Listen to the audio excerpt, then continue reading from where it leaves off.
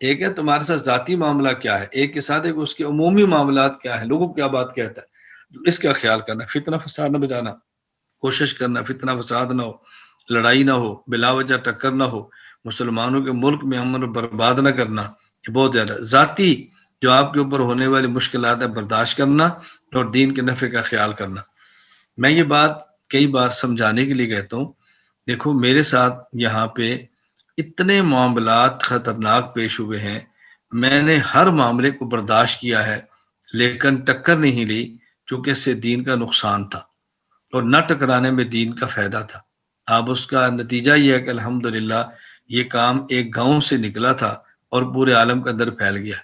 یہ ہے معنی جلد زہرک واخذ مالک۔ اگر تمہارے ساتھ وہ کچھ بھی کر لے تو تم بغاوت نہ کرنا، بلکہ دینی امور کی وجہ سے ان چیزوں کو برداشت کرنا اور دین میں لگے رہنا۔ میں ان دونوں کا مصداق رہا ہوں، جلد زہرک کا بھی رہا ہوں، اخذ مالک کا بھی رہا ہوں۔ اللہ تعالیٰ نے دونوں سے حفاظت فرما دی۔ آپ یقین فرمائے کہ میں مناسب نہیں سمجھتے ان چیزوں کا ذکر کروں کہ جتنی میں نے مار کھائی ہے، مشقت برداشت کی ہے۔ ایسا بھی آیا وقت آیا کہ ٹوپی اتاری ہے، پھر قمیص اتاری ہے، پھر بنیان اتاری ہے، پھر یہاں تک کہا کہ اپنی شلوار اتارو۔ میں نے کہا یہ مجھ سے نہیں ہو سکتا، تم نے جو کرنا کرو، میرے اختیار میں نہیں ہے۔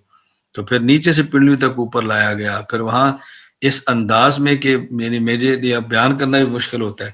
مثلا یہ دیکھو نا، سامنے یہ پنڈلی ہے، یہ ٹانگ ہے اور یہ پنڈلی ہے، اس کے اوپر آہستہ آہستہ یوں آہستہ آہستہ آہستہ سوٹیاں مار کے اوپر جاؤ، پھر مارتے نیچے آؤ، پھر چھڑی مارتے اوپر جاؤ، پھر چھڑی مارتے آہستہ آہستہ، ضرب زیادہ نہیں۔ اس کا نقصان کیا ہوتا ہے کہ ہلکی ہلکی مار سے گوشت پھولتا ہے، جب گوشت پھولتا ہے پھر ہلکی سی مارے تو بندے کو درد ہوتی ہے، پھر اس کا بندے کو جاگنا ہے بڑا مشکل ہوتا ہے۔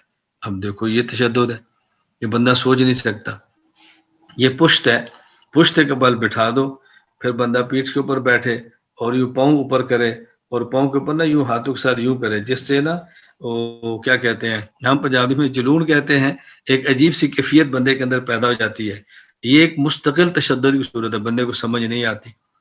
پھر اسی طرح ہمارے ہاں یہ آپ نے نہیں دیکھا، اللہ کبھی بھی نہ دکھائے، تھانے کے اندر جو جوتا جس سے مارتے ہیں وہ یہ جوتے نہیں ہوتے جو آپ پہنتے ہیں، وہ اسپیشل جوتا بنا ہوتا ہے، جیسے ہاتھ ہے نا یوں کر کے بنا ہوتا ہے، یوں تھوڑی سی لمبائی ہوتی ہے، درمیان میں چوڑائی، چھوٹا پھر چوڑا پھر اوپر ایسے، پھر پیچھے اس کے ڈنڈا لگا ہوتا ہے۔ اس ڈنڈے کے ساتھ ہم نے جو ہے نا وہ ان کے ساتھ مارے کھائی ہیں۔ یعنی بتانا مشکل ہے، میں آپ کو تشدد کی قسمیں نہیں بتا سکتا جن سے نا گزرے ہیں۔ اچھا بالکل اسی طرح میں اب ایسے کیا بتاؤں، یعنی ٹانگوں کو فولڈ کر لیا گیا، اور ٹانگوں کو فولڈ کرنے کے بعد پھر یعنی ہاتھوں کو آگے یوں ہاتھوں کو باندھ دیا اور ٹانگیں فولڈ کر کے درمیان سے نکل گئے۔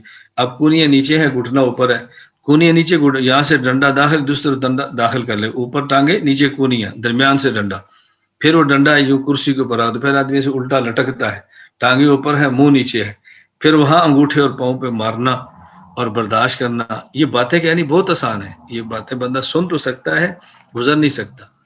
پھر ایسے بھی ہوا، مطلب درخت ہے، درخت کے ساتھ ہاتھ دونوں پیچھے، دونوں ہاتھ پیچھے باندھے، پھر ان ہاتھوں کو رسے کے ساتھ باندھ کیا، اب درخت کے ساتھ لٹکایا، اب بندہ یوں لٹکا ہوا ہے، چونکہ ہاتھ الٹے باندھے ہوئے، قمیص اتاری ہوئی ہے، الٹے ہاتھ نیچے آپ کسی کے باندھ دو، ایک ایسے سیدھے باندھنا، سیدھے نہیں، الٹے پیچھے باندھو، پھر اس کے ساتھ رسا باندھو، تو پورا وزن آدمی کے کندھے کے اوپر آ جاتا ہے، پورا وزن یہ لٹکا ہوا ہے۔ پھر اس کے بعد 2 اینٹیں ان کو رسی کے ساتھ باندھ کے یوں باندھ، ایک دائیں ایک لٹکی، گردن کے اوپر بھی بوجھ ہے، اور یوں لٹکے رہو۔ یہ باتیں کہنی بہت آسان ہے، میں اس لیے کہتا ہوں جالدہ ظاہر، میں ان سے گزر چکا ہوں، لیکن الحمدللہ ہم نے اپنے کام کو چھوڑا نہیں ہے، ٹکرائے نہیں ہے، ٹکرائے نہیں۔ اس ٹکرانے نہ ٹکرانے کا کیا تھا کہ ایجنسیوں کا ہے، یہ گورنمنٹ کا ہے، یہ ملا ہوا ہے، کیوں ان کے خلاف نہیں بولتا؟ عجیب بات ہے، یعنی میں جانتا ہوں بہت سارے لوگ ان کے ہوتے ہیں اور ان کے خلاف بولتے ہیں، اور پلان کے تحت بولا جا رہا ہوتا ہے تاکہ تم تھوڑی سی تقریر کرو، تاکہ لوگ یہ سمجھے بھی یہ بہت نڈار آدمی ہے، تمہارے ساتھ جڑیں گے، پھر جو ہم کہیں گے آئندہ تم وہ کرتے رہنا۔ میں بہت ساری باتیں ایسی جو نہیں کرنا چاہتا کہ میں کن کن مراحل سے گزرا ہوں، اس لیے میں ان باتوں سے متاثر نہیں ہوتا، فلاں بندہ مخالف ہے، فلاں موافق ہے، فلاں گرج رہا ہے، فلاں نہیں گرج رہا، مناسب نہیں ہوتا کہ میں ایسی باتیں کروں۔ میں اس لیے آپ سے کہتا ہوں آپ اعتماد کر لو تو انشاءاللہ آپ کو نفع ہوگا. واخذ مالک، یہ جہاں آپ بیٹھے ہیں ایک وقت وہ تھا کہ چیف سیکرٹری پنجاب کیس کا آرڈر آ گیا تھا ساری جائیداد قرق کر لو، ضبط کر لو بھاگ سرکار. بھی کیا جرم ہے ہمارا؟ لیکن الحمدللہ وہ سرکاریں چلی گئی ہیں، یہ بھاگ سرکار ضبط نہیں ہوا. سرکاریں دنیا سے چلی گئی، یہاں بیٹھ کے دین کا کام ہو رہا ہے، عقیدے کا کام ہو رہا ہے. میں یہ سمجھانے کے لیے کہتا ہوں کہ آپ کے سامنے حوالہ ہے کہ اللہ کے نبی نے ارشاد فرمایا جلد ظہرک واخذ مالک فاتیہ. ہم نے غلط باتوں میں اطاعت نہیں کی. لا طاعت لمخلوق فی معصیت الخالق. اپنے ذاتی معاملات سب کچھ برداشت کیے اور لگے رہے. اللہ تعالی ہم سب کو توفیق عطا فرمائے اور اللہ تعالیٰ قبول فرمائے اور دین کی خدمت کے لیے اللہ تعالیٰ محروم نہ کرے. اس کا ہمیشہ جو ہے نا وہ ذہن رکھے. تو میں صرف آپ سے کہہ رہا تھا کہ بعض بات ایسی کہ بندہ احادیث کو سمجھنا یہ بہت اہم چیز ہوتی ہے کہ بندہ سمجھے. اگر سمجھ نہ آئے تو پھر عمل تو بات کا مسئلہ ہے. جب سمجھ نہ آئے تو عمل اس نے کیا کرنا ہے. اللہ ہم سب کو بات سمجھنے کی توفیق عطا فرمائے.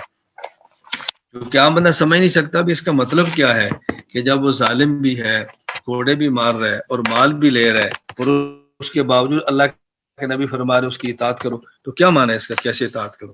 تو یہ میں نے مفہوم آپ سے بیان کیا ہے کہ انتظامی امور میں اس کی بات مانتے رہو. جو شریعت کے اندر غلط بات ہے اس کے اندر تو اطاعت نہیں ہوتی. انتظامی امور میں مانتے رہو اور چلتے رہو کہ اس میں نفع ہوگا. اللہ تعالی ہم سب کو یہ بات سمجھنے کی توفیق عطا فرمائے.